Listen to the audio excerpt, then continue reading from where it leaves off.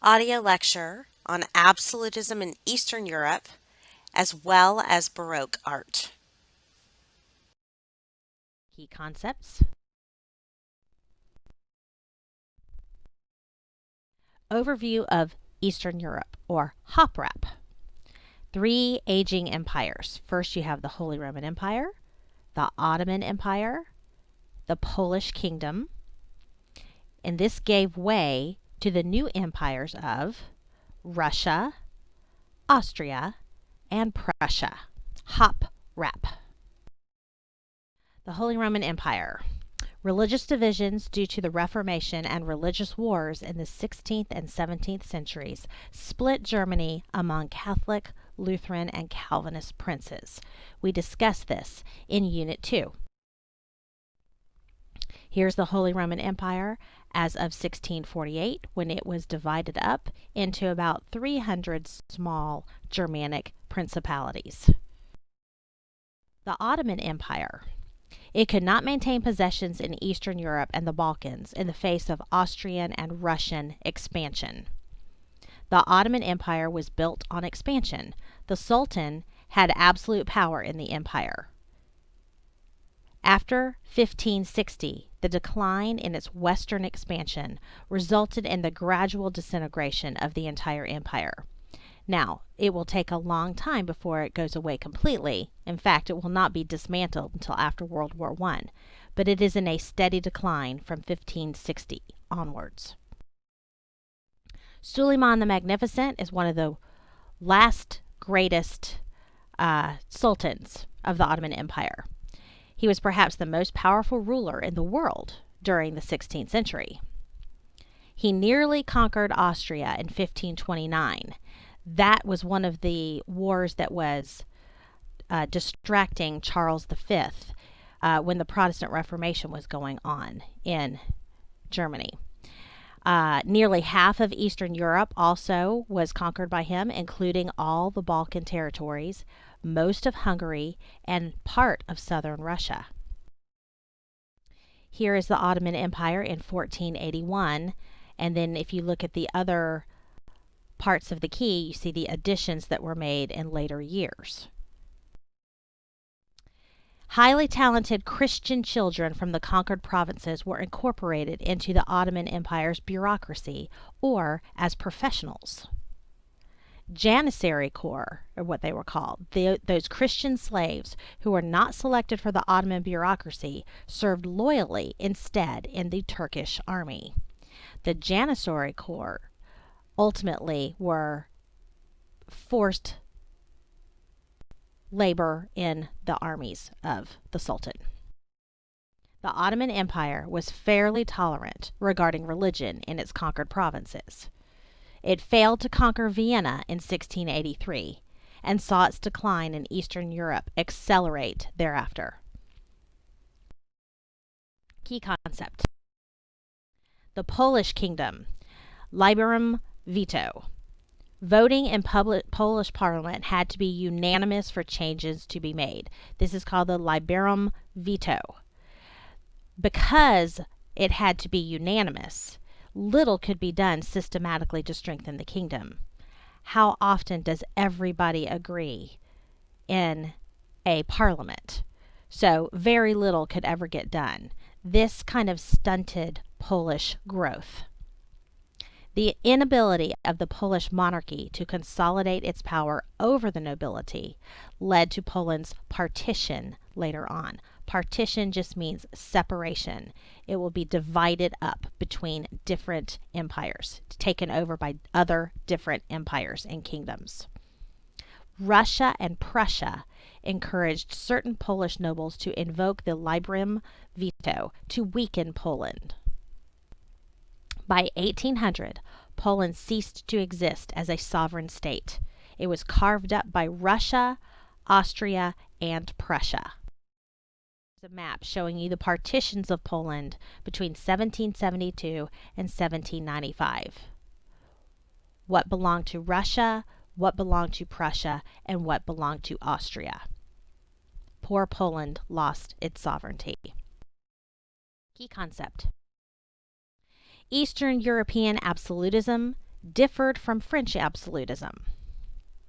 Eastern was based on a powerful nobility, a weak middle class, and widespread serfdom.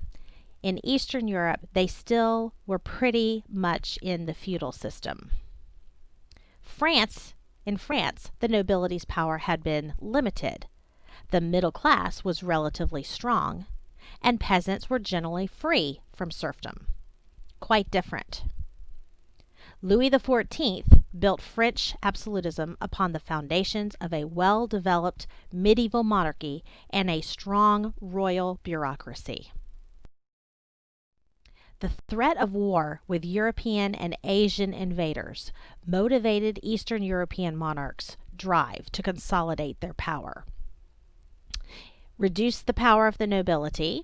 However, nobles gained greater power over their serfs, so in actuality, their real power still existed. 3 methods in gaining power. Kings imposed and collected permanent taxes without the consent of their subjects. Permanent standing armies. And states conducted relations with other states as they pleased.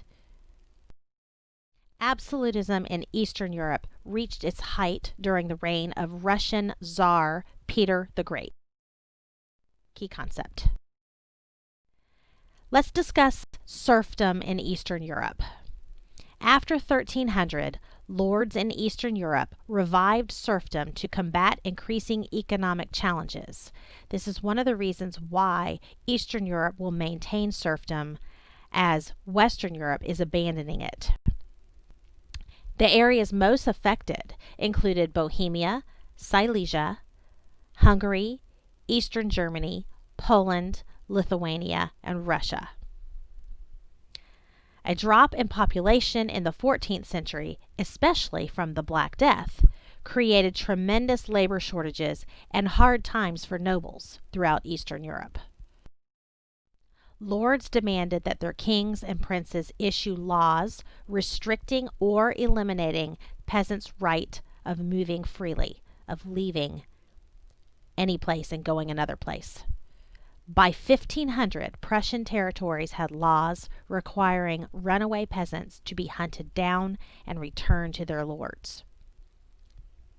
Laws were passed that froze peasants in their social class as well. Lords confiscated peasant lands and imposed heavier labor obligations. The legal system was monopolized by the local lords.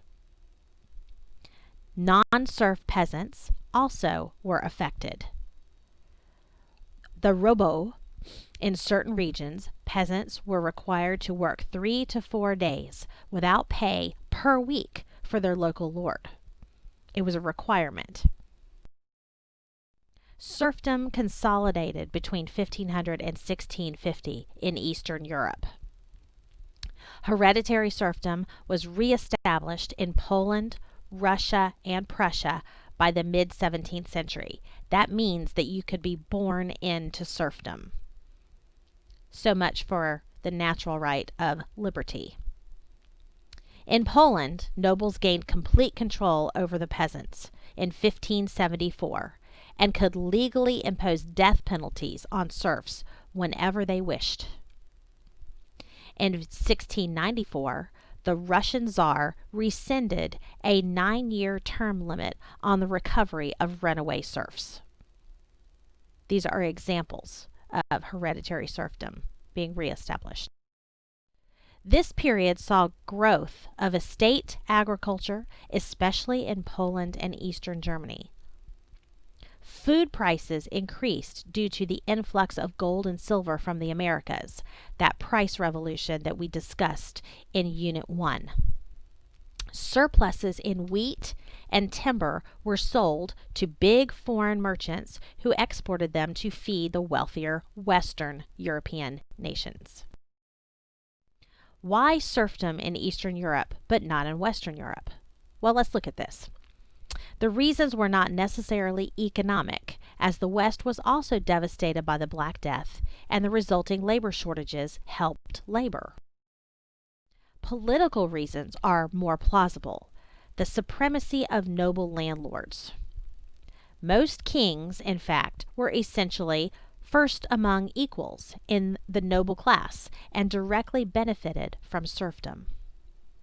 Eastern lords had more political power than in the West. Monarchs needed the nobles. Constant warfare in Eastern Europe, largely with the Ottoman Empire, and political chaos resulted in noble landlord class increasing their political power at the expense of the monarchs. The monarchs needed the nobles to help fight these wars.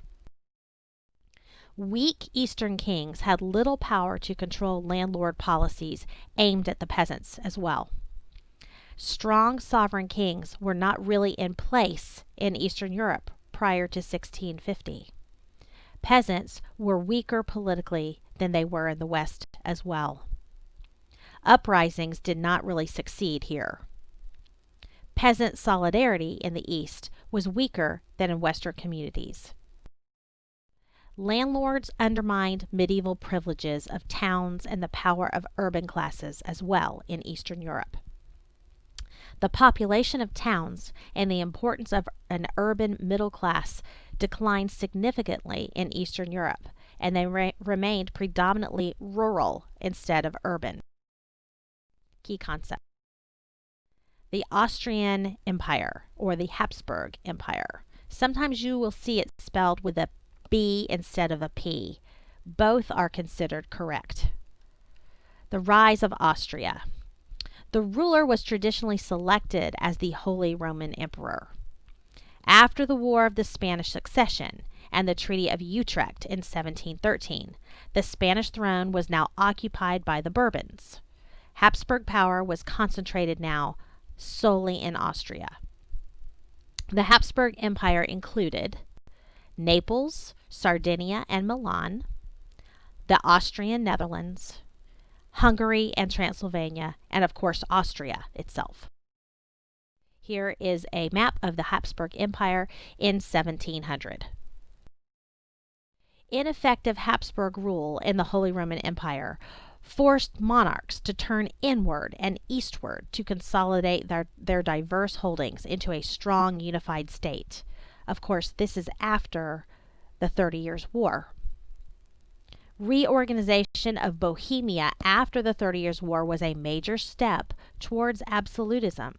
They were able to gain more absolute authority, those Habsburg emperors, by actually controlling less territory than they had before the 30 Years' War. The old hereditary provinces of Austria proper were centralized by Emperor Ferdinand III. He reigned from 1637 to 1657. He created a permanent standing army, which was unprecedented for the Habsburg Empire. Hungary was the largest part of the empire. The Magyars were the dominant cultural group, the dominant ethnic group as well. Serfdom intensified in Habsburg lands as well. The government organization. Austria was not a national state. Its multinational empire included Austria proper, which included the Germans and Italians, Bohemia, which included the Czechs and the Germans, Hungary, which had Hungarians, Serbs, Croats, Romanians, those Hungarians, of course, the Magyars. No single constitutional system or administration existed in the empire, as each region had a different legal relationship to the emperor. Sometimes the Austrian Empire is referred to as a polyglot empire, Polyglot, meaning multi-ethnic, multi-language, multinationality. This makes it difficult to form unity in an empire like this because they have little in common with each other. Important Habsburg rulers. Of course, we have Ferdinand II, who gained Bohemia during the 30 Years' War. We have Ferdinand III, who centralized the government in the old hereditary provinces of Austria after the 30 Years' War.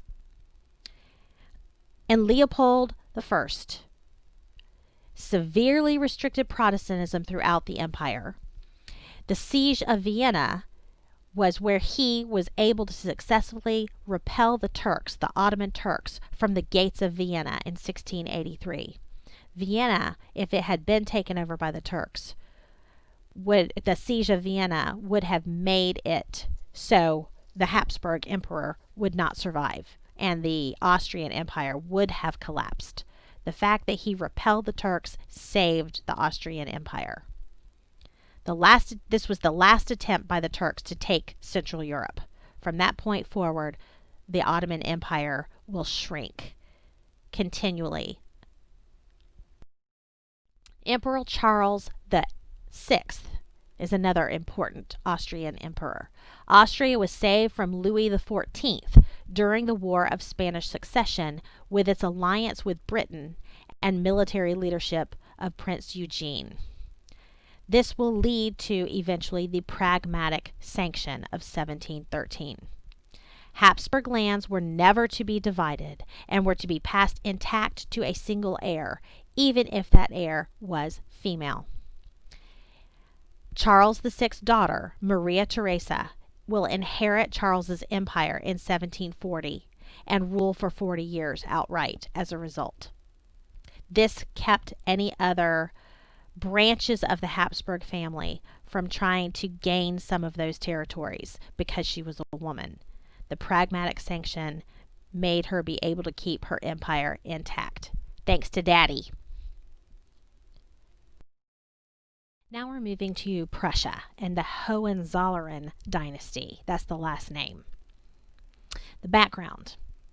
The ruler of Brandenburg, which would eventually become Brandenburg-Prussia, became one of the 7 major electors in the Holy Roman Empire in 1417. They had a series of electors choosing who would be the Holy Roman Emperor back then. The Habsburg family came to dominate that office about that same time. Yet, by the 17th century, Brandenburg was not significantly involved anymore in Holy Roman Empire affairs. Marriages increasingly gave the Hohenzollerns control of more German principalities in central and western Germany. The prince had little power over the nobility, however. This will change with Frederick William, the Great Elector of Brandenburg. He ruled from 1640 to 1688. Background. He was a strict Calvinist, but he granted toleration to Catholics and Jews. He admired the Swedish system of government and the Dutch economic power as well. The ongoing struggle between Sweden and Poland for control of the Baltic region after 1648, meaning after the 30 Years' War, and the wars of Louis XIV, created an atmosphere of permanent crisis in the area. The Great Elector established Prussia as a great power and laid the foundation for the future unification of Germany later in the 19th century. Most significantly, he oversaw Prussian militarism, meaning the growth of the military in Prussia, and created ultimately the most efficient army in Europe. If you want to draw a parallel, it's similar to Sparta in the ancient world, in ancient Greece. The military took precedent. It became known as a military state. He also employed military power and taxation to unify his Rhineland holdings, this area around the Rhine River. Prussia and Brandenburg ultimately added to those Rhine territories became a strong, solid state, and it will become known as Prussia, sometimes called Brandenburg-Prussia. He also increased military spending and was this was achieved through heavy taxes. The military spending was twice that of Louis XIV in France, and that is saying something because Louis XIV built up one of the strongest militaries in all of Europe through that mercantilist program that he and Colbert had created.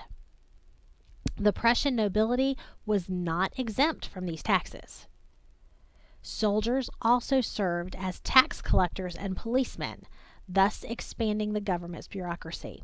So if you have the soldiers be the tax collectors, the people are going to be less likely to weasel out of paying their taxes because, of course, they're coming to you with guns, and so you're going to pay. Here's the growth of Brandenburg-Prussia between 1600 and 1795. You can look at the key at the bottom to see which territories were added at which times. The Junkers, as they are called, formed the backbone of the Prussian military officer corps. These are nobles and landowners that dominated the estates of Brandenburg and Prussia that become the basis of Prussia as a nation state.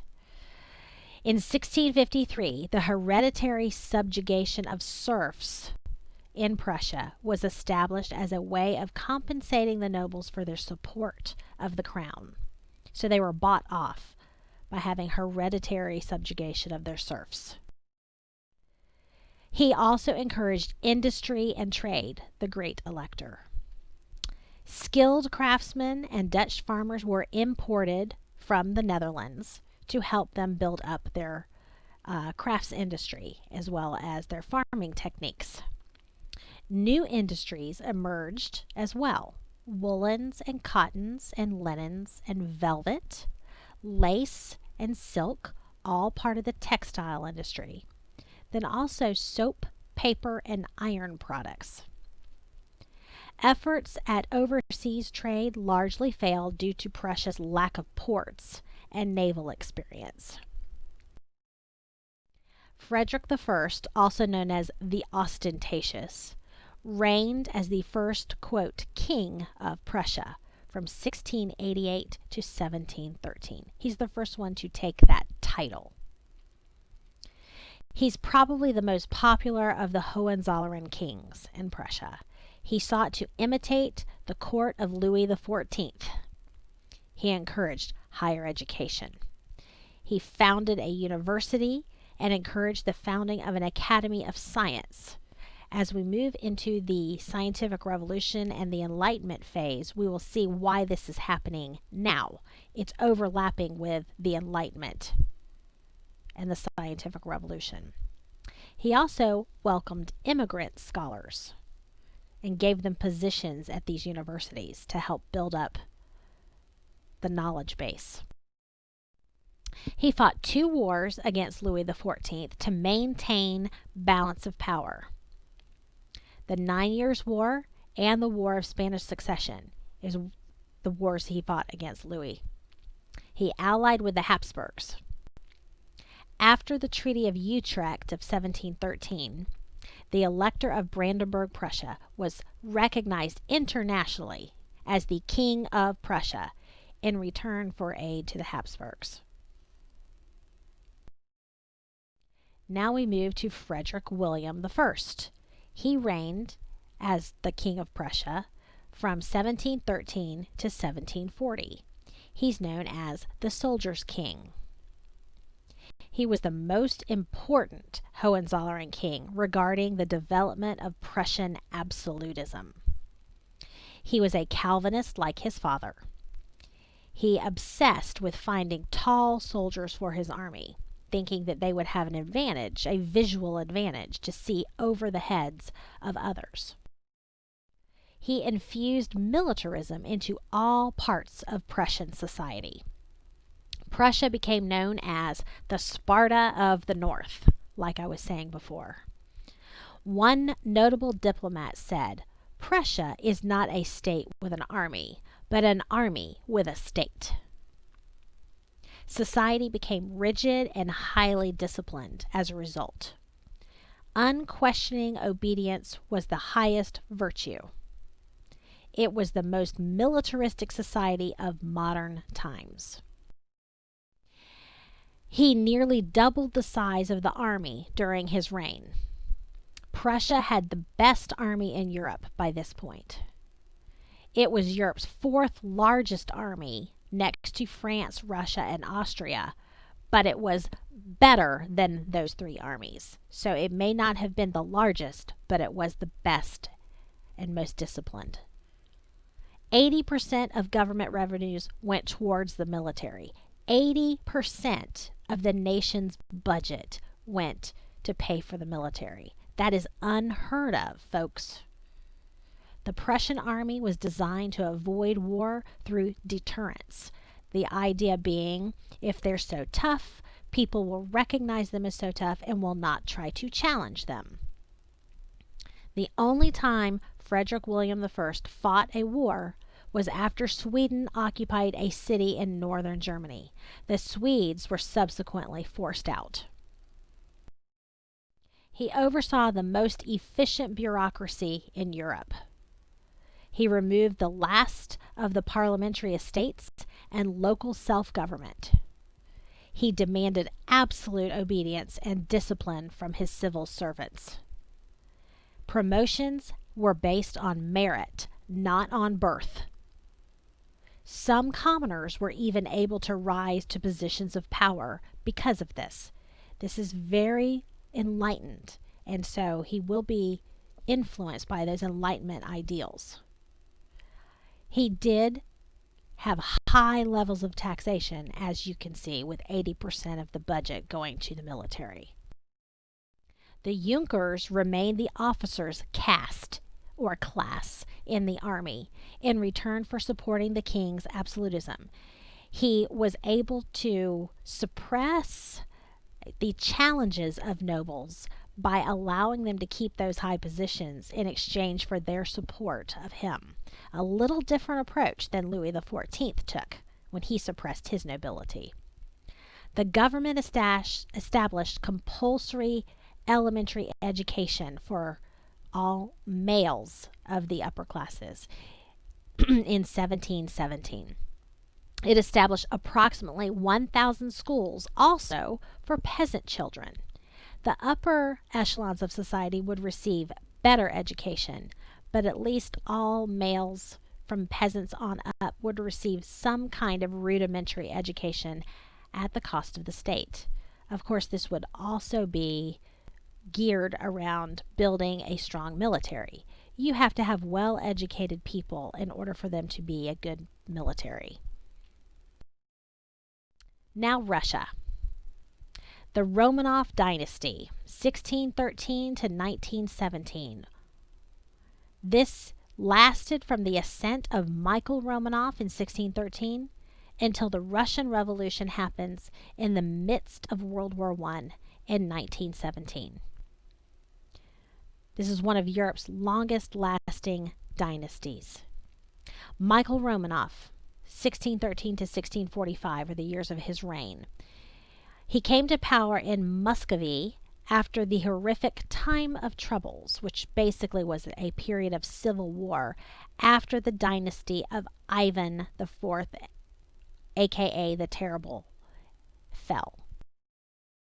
The Romanovs favored the boyars, the Russian nobles, in return for their support. Again, a different approach than we saw Louis XIV take in France. A different approach than even Ivan the Terrible had taken when he suppressed the boyars. He reduced military obligations significantly for the boyars. The Russian Empire was expanded all the way to the Pacific Ocean in the Far East, even with reducing the military obligations. He fought several unsuccessful wars, however, against Sweden, Poland, and the Ottoman Empire. Their military could not compete with those more modernized militaries. Russian society continued to transform in the 17th century. Nobles gained more exemptions from military service. The rights of peasants declined. The bloody Cossack revolts, Cossacks were kind of upper peasants. They were little wealthier peasants. So the bloody Cossack revolts resulted in further restrictions on the serfs. The old believers of the Orthodox Church resisted the influx of new religious sects from the West, like the Lutherans and the Calvinists. In protest, 20,000 burned themselves to death over 20 years to kind of present themselves as martyrs for the old faith. The old believers were severely persecuted by the government as well. Western ideas gained ground, however. Western books were translated into Russian, new skills and technology developed, and changes in clothing and customs occurred, such as men trimming their beards. We'll talk more about this with Peter the Great. The first Russian translation of the Bible in the vernacular Russian began in 1649. So you see they're a little behind the rest of Western Europe. By 1700, 20,000 Europeans lived in Russia. It was a large landmass, but it was very sparsely populated compared to some of the smaller nations in Western Europe. By 1689, Russia was the world's largest country, covering 3 times the size as a whole. Peter the Great. He reigned from 1682 until 1725. Background. His sister Sophia ruled as his and his half-brother's regent early on, while they were too young to reign. Her plot to kill him failed, and Peter had her banished to a monastery, or a nunnery. He began ruling in his own right at the age of 22. Peter was nearly 7 feet tall, so it was hard for him to hide in a crowd, so to speak. The revolt of the Strelski was defeated by Peter in 1698. Peter was so strong he could bend horseshoes with his bare hands. This painting was given to the King William III of England to show Peter attempting to reach out to the monarchs in Western Europe to learn from them.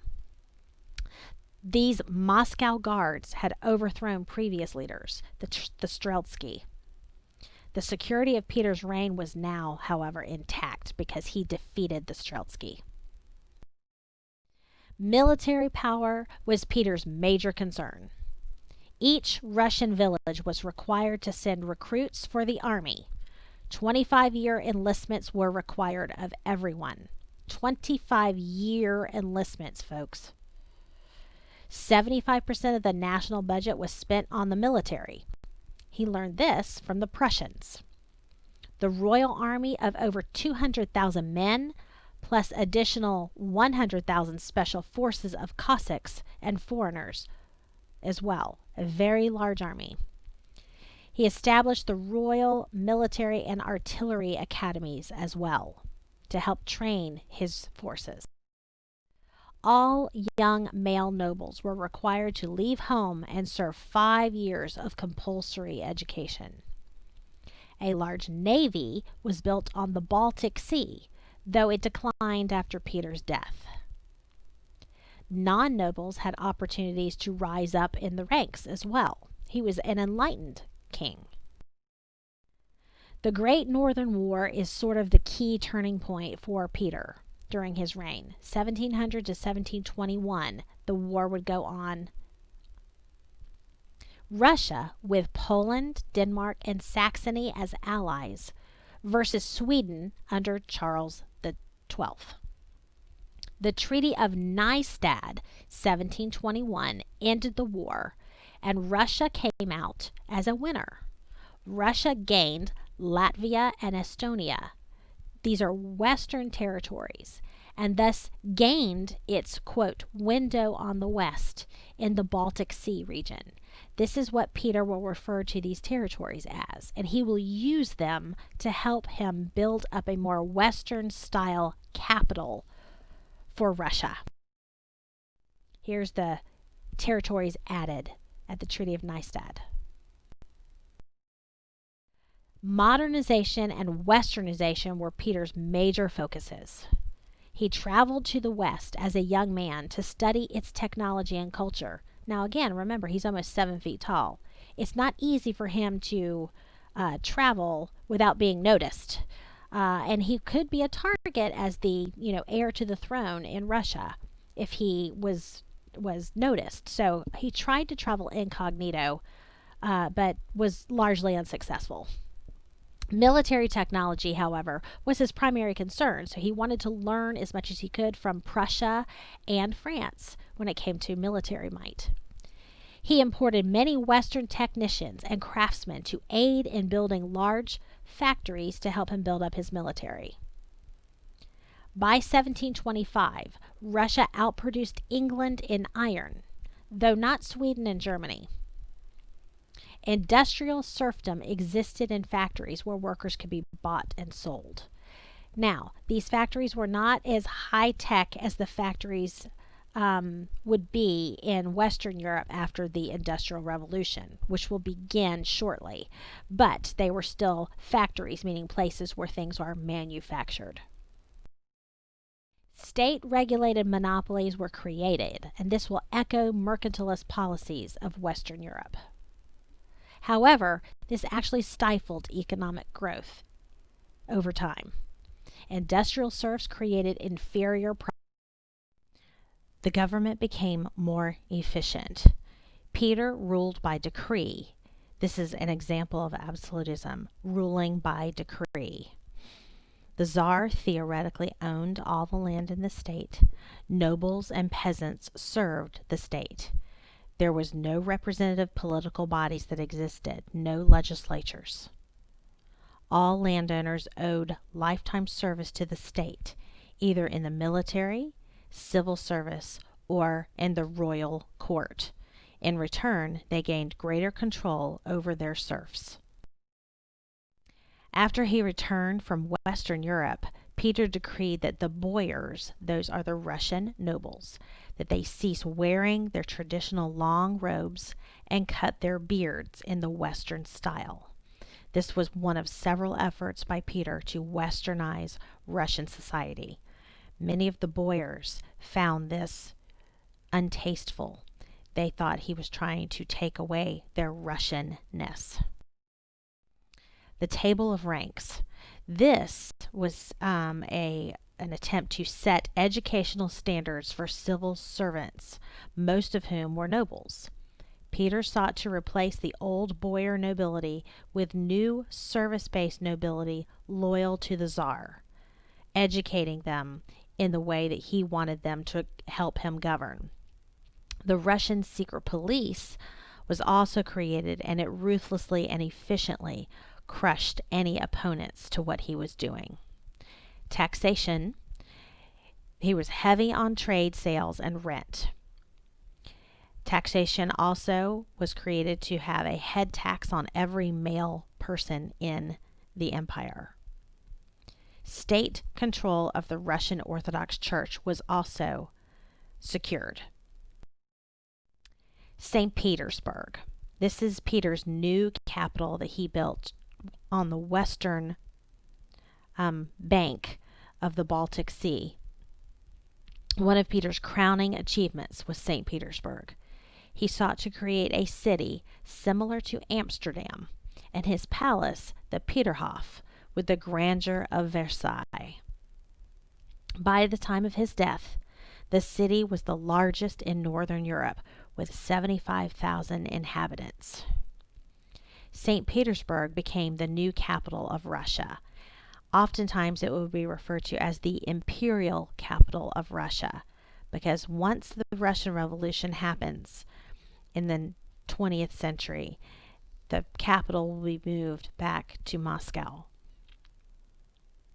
It was very cosmopolitan in character. As a matter of fact, it was more like Paris than it was like Moscow. Here's Peter the Great's palace, the Peterhof. Note the Baroque style architecture, similar to what you see at places like Versailles, made by King Louis XIV in France. The Winter Palace is another in St. Petersburg that received a major overhaul under Queen Catherine I, who is Peter's daughter. We'll talk about her in a later lecture. Construction of the Peterhof began in 1703 and labor was conscripted. Peter ordered many noble families to move to the city and to build their homes according to Peter's plans. Merchants and artisans were also ordered to live in the city and help build it. Peasants were conscripted for heavy labor in the city's construction. There was a heavy death toll as a result of this construction. About 100,000 people died in the process of building this palace.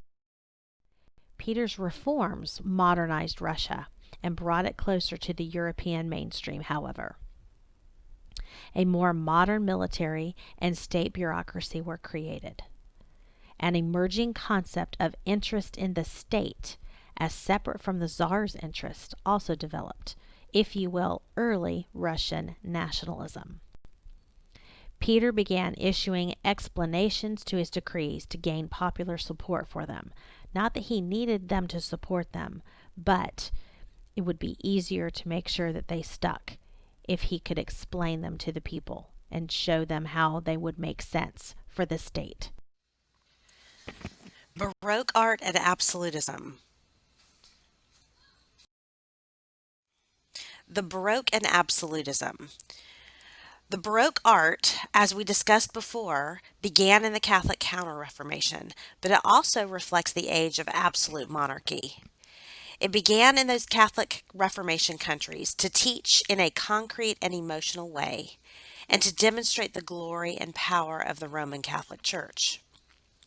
It spread later to Protestant countries such as the Netherlands and northern Germany and England. Characteristics. Versailles Palace typifies Baroque art, with huge frescoes throughout the palace. They were all unified around the emotional impact of a single theme. For example, below you see the Hall of Mirrors.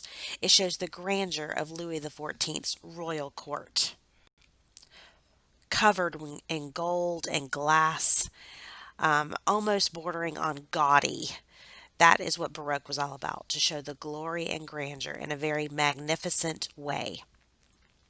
Baroque architecture reflected the image and power of absolute monarchs as well as the Roman Catholic Church. Versailles Palace during the reign of Louis XIV is a quintessential Baroque structure. It is below on the left. You see an aerial view of Versailles Palace. The Habsburg Emperor Leopold I also built Schönbrunn, a royal palace in Austria, in response to the Versailles Palace. It is on the right. You can see it mimics Versailles very much. Peter the Great in Russia built the Peterhof on the right in St. Petersburg, largely on the influence of Versailles that you see on the left. Peter's daughter, Catherine I, whom we'll talk about in a later unit, rebuilt the Winter Palace in St. Petersburg. You see the interior on the right at the bottom, and you see the exterior in two different lights, one in the bright sunlight and one in the shade. The bright sunlight down on the bottom left, the shade at the top. Baroque music. Characteristics. First of all, the emphasis was on text in the music. The lyrics and the libretto were the most important part of Baroque music. It developed the modern system of major and minor tonalities as well. Dissonance was used much more freely than during the Renaissance. Claudio Monteverdi, 1547 to 1643, developed the opera and the modern orchestra. Yes, he was that old. If you want to click on the link, you can get a listen to L'Orfeo, which was his masterpiece that was written in 1607. There's the link for you. J.S. Bach, Johann Sebastian Bach, who lived from 1685 to 1750, is probably the greatest of the Baroque composers. If you click on the link, you can hear an excerpt from the Sonata for Violin Solo in G minor by J.S. Bach. He often wrote dense and polyphonic structures, in contrast to the later balance and restraint of the classical period of people like Mozart and Haydn. Very, very grandiose filigrees and runs all over the piano and also in violin. George Friedrich Handel was another Baroque composer living from 1685 to 1759, a compatriot of J.S. Bach. He was from England, however. Like Bach, he wrote in a variety of genres. His masterpiece was the oratorio The Messiah, which many of you may have heard performed at church, either at Christmas or at Easter. It has the famous Hallelujah chorus as its finale. The Hallelujah chorus, you can listen to it here by clicking on that link.